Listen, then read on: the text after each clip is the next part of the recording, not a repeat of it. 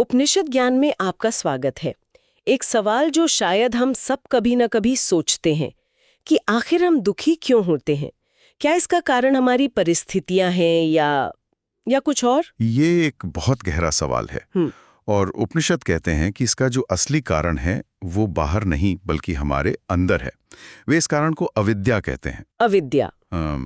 इसका मतलब क्या सिर्फ ज्ञान की कमी है? उससे कहीं ज्यादा। अविद्या का असल मतलब है अपने वास्तविक स्वरूप को, अपनी असली पहचान को न जानना। अच्छा। हम खुद को ये शरीर, ये नाम, ये पद, ये सब मान लेते हैं, जबकि उपनिषद कहते हैं कि हमारा असली स्वरूप आत्मा है। तो ये एक तरह से गलत पहचान का मामला है। अच्छा, तो मतलब ये एक चेन रिएक्शन जैसा है। अविद्या यानी गलत पहचान से शुरू होता है और फिर उसी से अहंकार, मोह और मृत्यु का भय, ये सारी भावनाएं पैदा होती हैं। क्या मैं सही समझ रही हूँ? बिल्कुल। और इसी अवस्था में फंसे लोगों के लिए कठोपनिषद बहुत सटीक बात कहता है। अविद्यायाम अंतरे वर्तमाना स्वयं धीरा पंडितम मन्यमाना, है जो दूसरे अंधों को रास्ता दिखा रहा हो। और सब भटकते रहते हैं जी। वे एक भ्रम में खो जाते हैं और ये सोचते हैं कि जो वो अनुभव कर रहे हैं बस वही पूरी सच्चाई है। ये बहुत दिलचस्प है। तो हमारा व्यक्तिगत अज्ञान यानी अविद्या हमें फंसाता है, लेकिन अक्सर दुख के साथ माया शब्द का भी इस्तेमाल होता है। कई लोग इन दोनों में कंफ्यूज हो जाते हैं। आखिर ये माया क्या है और ये अविद्या से अलग कैसे है? ये एक बहुत महत्वपूर्ण सवाल है। देखिए, माया वो ब्रह्मांडीय शक्ति है जो इस पूरी दुनिया का भ्रम रचती है। अच्छा। जिसमें नाम, रूप, समय और द्वैत जैसे सुख, दुख, अच्छा, बुरा, ये सब शामिल हैं। ये एक सपने की तरह है जिसे देखते हुए हमें पता नहीं होता कि हम सपना देख रहे हैं। तो माया एक तरह से वो पर्दा है जिस पर ये पूरी दुनिया की फिल्म। बिल्कुल बिल्कुल, एक फिल्म चल रही है। और इस पर श्वेताश्वेतर उपनिषद की एक पंक्ति माया और उसके स्रोत के रिश्ते को साफ करती है। वो कहती है, मायाम तु प्रकृतिम विद्यान मायानम तु महेश्वरम। इसका मतलब हुआ माया को प्रकृति यानी ये सृष्टि समझो और उस माया के स्वामी को महेश्वर यानी परम शक्ति जानो। हाँ, इसका गहरा मतलब ये है कि माया अपने आप में कोई बुरी शक्ति नहीं है। ये तो बस प्रकृति है, दुनिया का खेल है। असली नियंत्रण तो उसके स्वामी के पास है। तो अगर मैं ठीक समझ रही हूँ, माया वो बाहरी भ्रम है जैसे सिनेमा का पर्दा, और अविद्या उस भ्रम को सच मान लेने की हमारी अपनी गलती है। आपने एकदम सही समझा, बिल्कुल यही बात है।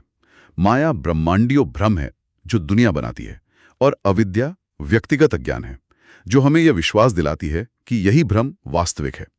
हम माया की वजह से दुख नहीं उठाते, हम दुख इसलिए उठाते हैं क्योंकि हमारी अविद्या हमें उस भ्रम को ही परम सत्य मानने पर मजबूर कर देती है। इसे समझने के लिए फिल्म का उदाहरण वो बहुत अच्छा रहेगा। स्क्रीन पर चल रही फिल्म माया है, बस प्रकाश और ध्वनि का एक भ्रम। सही बात है। और उस फिल्म के किरदारों के साथ हंसना और रोना, मतलब ये भूल जाना कि ये सिर्फ एक फिल्म है और उसे ही असली जिंदगी मान लेना, ये अविद्या है।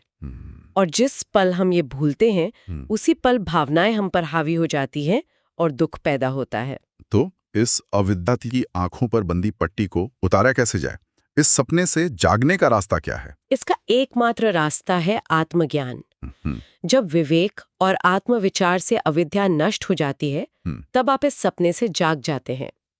ये ज्ञान कि मैं ये शरीर नहीं हूँ, मैं ये मन नहीं हूँ, आपको अपनी असली पहचान का बोध कराता है। यानी जब हम हर उस चीज को नकारते हैं जो हम नहीं हैं, तो अंत में जो बचता है वही हमारा असली स्वरूप है। और इसी परम ज्ञान के बारे में मुंडक उपनिषद कहता है, ब्रह्मविद ब्रह्मैव भवति। इसका अर्थ है ब्रह्म को जानने वाला स्वयं ब्रह्म ही हो जाता है। बिल्कुल। तो अंत में आप इसे ऐसे देख सकते हैं, माया एक मंच की तरह है, अविद्या उस मंच के नाटक को सच मानने वाली आंखों पर पट्टी है, लेकिन आपका वास्तविक स्वरूप वो प्रकाश है। जैसे ही अविद्या की पट्टी हटती है, भ्रम मिट जाता है और यही सच्ची स्वतंत्रता की शुरुआत है। तो आज की इस चर्चा का सार ये है कि दुख का कारण बाहरी दुनिया का भ्रम यानी माया नहीं है। दुख का असली मूल कारण हमारा व्यक्तिगत अज्ञान है यानी अविद्या, जो हमें इस भ्रम को सच मानने पर मजबूर करती है। और इस अज्ञान को मिटाने का एक ही मार्ग है, आत्मज्ञान। ये जानना कि हमारा वास्तविक स्वरूप क्या है। अगले अंक का विषय है, सृष्टि की शुरुआत कैसे हुई। हम जानेंगे उपनिषद से क्वांटम फिजिक्स तक।